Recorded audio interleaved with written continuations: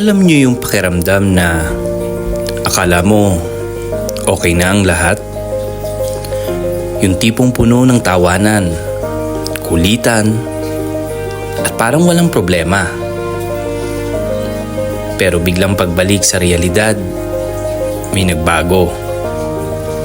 Ganito ang nangyari kina Krishna at Pugong Biyahero.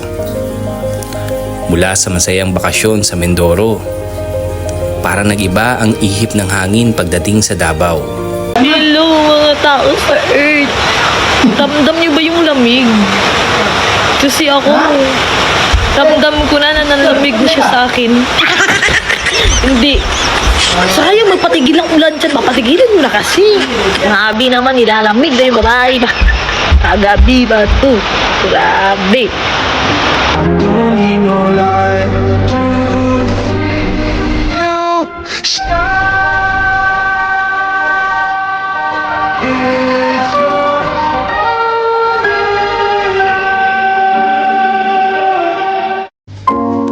Mga kadudong, ano nga ba ang totoong nangyari? Kung susubaybayan natin ang kanilang mga vlog, kitang-kita natin kung gaano sila kasaya sa Mindoro. Tawanan dito, asaran doon, at yung mga simpleng moments na parang totoo at walang halong arte.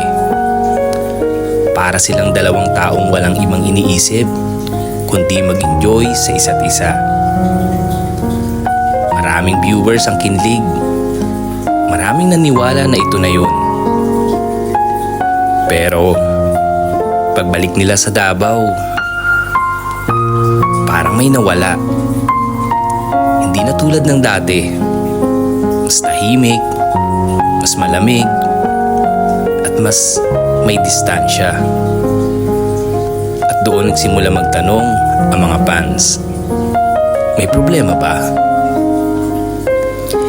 Real talk lang mga kadudong. Hindi lahat ng relasyon nasisira sa hirap. Minsan, nasisira ito pagkatapos ng saya.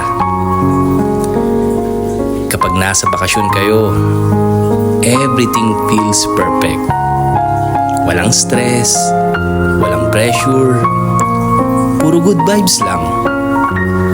Pero pagbalik sa realidad, trabaho, responsibilidad, pagod, doon lumalabas ang tunay na ugali at ang tunay na sitwasyon ng relasyon.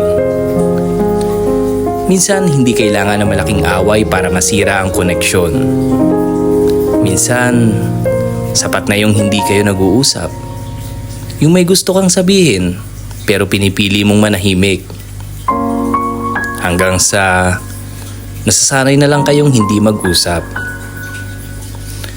Pwedeng may inaasahan ng isa na hindi na ibibigay ng kabila. At kahit maliit lang yun, kapag naipon, nagiging dahilan ng paglayo. Hindi rin natin maaalis ang pressure ng pagiging nasa publiko. Bilang isang vlogger, maraming nakatingin, maraming umaasa. Pero sa likod ng kamera, tao pa rin sila. At minsan, napapagod din. Ang hirap, no? Yung taong kasama mong tumawa kahapon, siya rin yung taong hindi mo na makausap ngayon. Yung dating good morning, at kumain ka na ba? Napalitan ng katahimikan. Hindi natin alam ang buong kwento. Pero ramdam nating may pinagdadaanan sila. At minsan, kahit gaano pa kayo kasaya dati, kung hindi nyo kayang ayusin ang problema, unti-unti talaga itong mawawala.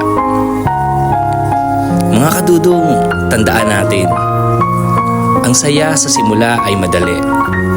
Pero ang pananatili, mahirap.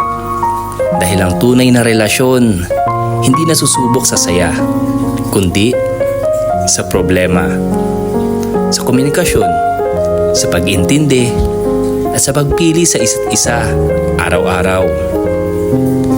Kayo, ano sa tingin nyo mga kadudong? May chance pa ba silang maayos? O ito na ang simula ng tuluyang paglayo? Comment nyo lang sa baba ang inyong opinion mga kadudong.